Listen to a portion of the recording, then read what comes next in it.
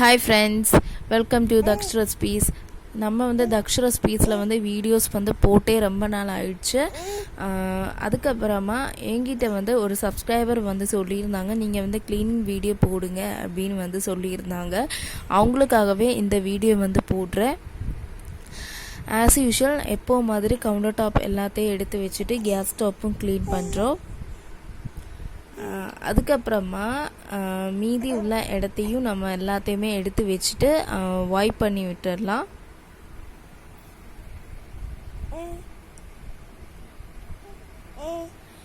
அதுக்கப்புறமா வாஷ் பண்ணிடலாம். எல்லாத்தையுமே க்ளீன் பண்ணியாச்சு. அதுக்கப்புறமா பாத்திரத்தை வாஷ் பண்ணி எடுத்துடலாம்.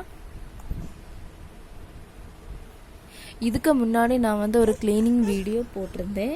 அதில் ஒரு சப்ஸ்கிரைபர் கேட்டிருந்தாங்க. ஒரு 3 or 4 டேஸ்க்கு முன்னாடி, சரியாக ஞாபகம் இல்லை. அவங்க நான் அந்த இதில் ஒரு கண்டெய்னர், ஸ்டோரேஜ் கண்டெய்னரை பற்றி நான் சொல்லியிருந்தேன்.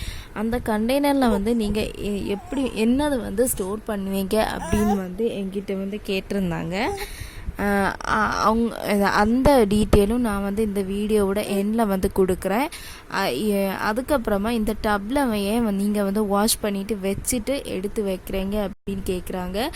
ஏன்னா நம்ம ஈரத்தோடு நம்ம ஸ்ட்ரைட்டாகவே நம்ம கமுத்தி வச்சு எடுத்து வச்சிட்டோம்னா இன்செக்ட்ஸ் எல்லாம் வர ஆரம்பிச்சிடும். ஸோ அதனால் இந்த மாதிரி ஒரு டப்லையோ இல்லை ஒரு கிளாத் விரிச்சிட்டு அதுக்கு மேலேயோ நல்லா ட்ரை ஆனதுக்கப்புறமா நீங்கள் எடுத்து வச்சிங்கன்னா இன்செக்ட்ஸ் ஒன்றுமே வராது.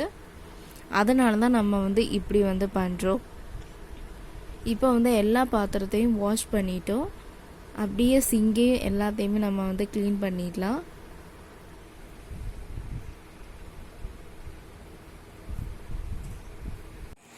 நான் சொன்ன கண்டெய்னர் இதுதான். இதோட ரேட் எல்லாமே நான் அந்த விலாகில் நான் சொல்லியிருப்பேன். அதை டிஸ்கிரிப்ஷனில் கொடுக்குறேன், பார்த்துக்கோங்க.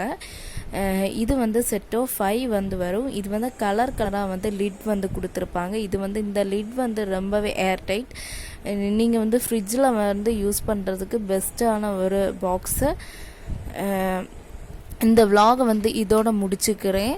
Bye friends.